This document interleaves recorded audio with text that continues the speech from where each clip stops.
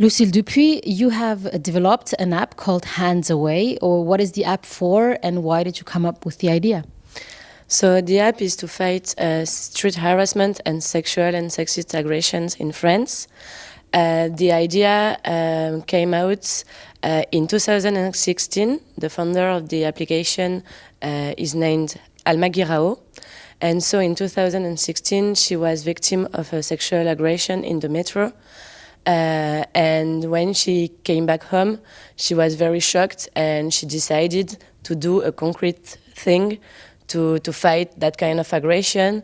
And she started to talk with women and she decided to create a tool to report that kind of aggressions and to alert people around, and mainly women around, if that kind of aggression will take place. All right, and how does the app work? You can report such an incident and what happens next? So when you go into the application, you have a map where you can report your aggression. So you localizate your aggression. So you have to describe it very quickly. First, if you are a witness or if you are a victim, because it's also for witnesses. Then if it happens in the streets or in the public transportations. And in the end, if it's a verbal or physical aggression, then you send the alert and the people around will receive a notification, a push on their smartphones to make them open the application, see what happened and react in function. So mainly it's support, help, like for instance, people are saying like, are you okay? Do you want me to come? If you go in the same place tomorrow, do you want me to come with you? Do you need any help to go to the police station, for instance? So people are supporting each other.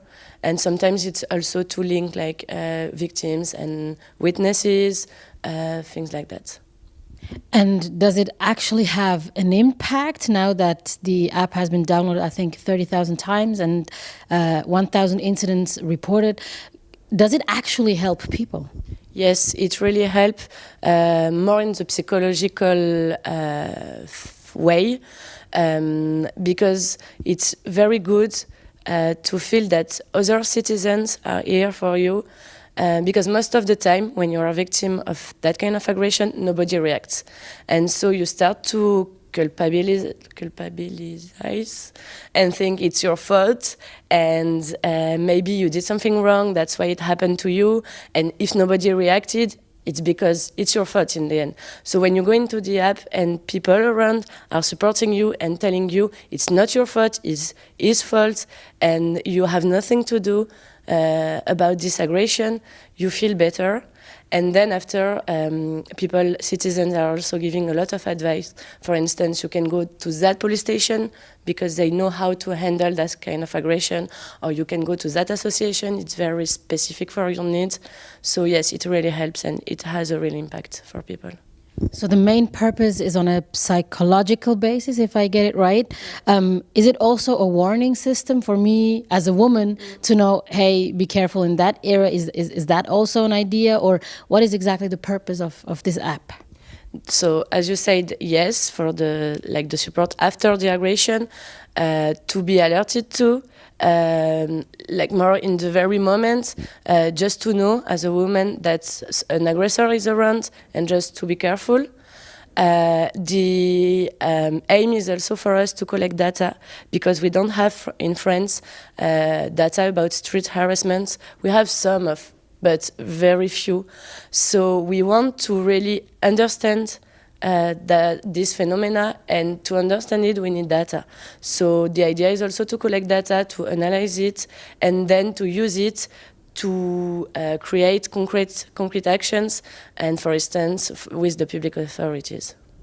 I wonder, it is a very personal thing. If something like that happens, you are very shocked, you're scared, or whatever negative emotions you're going through. Why would you share that with strangers on an app where everybody could see it? Because most of the time you need to talk with someone, and sometimes you cannot talk about it with your relatives for a lot of reasons. And when you go in the app, you know that people, if they downloaded the app, it's because they are ready to support you and to hear what you are going to say. And most of the women on the application, I've got through the same kind of aggressions. So you know you're not alone. It's very important in that kind of aggression to know that you are not alone, and people can be here for you and help you and go with you to the police station or whatever. So of course, sometimes people don't want to talk about it, and they don't talk about it, but most of the time we really realize that they want to, and they need people to be ready to hear them. And why are you personally involved in this topic? Because I'm a woman, because I have been involved to fight violences in all these ways, violences against women for like a lot of years. I've worked against sexual and physical violences in other countries with other projects. So it's really important for me because I don't understand how in 2018 in France we can let that kind of aggression happen. And before like Me Too, there was a very first nothing was happening. There were no like concrete actions, and for about the law neither. Like the law was just for sexual and rapes, but not about street harassments. So things are changing little by little, and that's why I'm here to make things change. Is there room for misuse? Let's say some guy who pretends to be a victim. Sometimes it happens, yes. Some guys, because it's for now it's just men, it's only men who use the application to laugh about this kind of aggression, to troll, like they let wrong or false messages, pretending they are raped, but they laugh in the same time. Like it's obvious that it's troll. So sometimes it happens. We try to delete it as quick as possible, and we also ban that kind of person with a warning like, okay, you did that, and that's why you are banned for now. And sometimes some of them also comment like in a very bad way to shame the victims, for instance, like, where were you out at that time or at that hour or thing like that. But to be honest, it doesn't happen a lot. Like from the beginning of the association, it should have happened like 10 times or something like that. So it's not that much.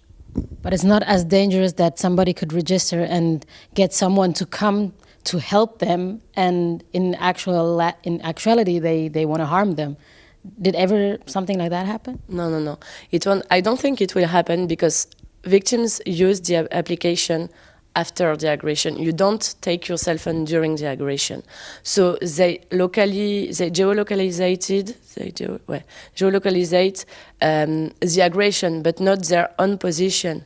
People move. So even if the person would come at the place of the aggression, I mean, a place like a point in the street, there is a lot of people in the street, so they cannot do anything, and so no, I don't think it will happen, and it never happened.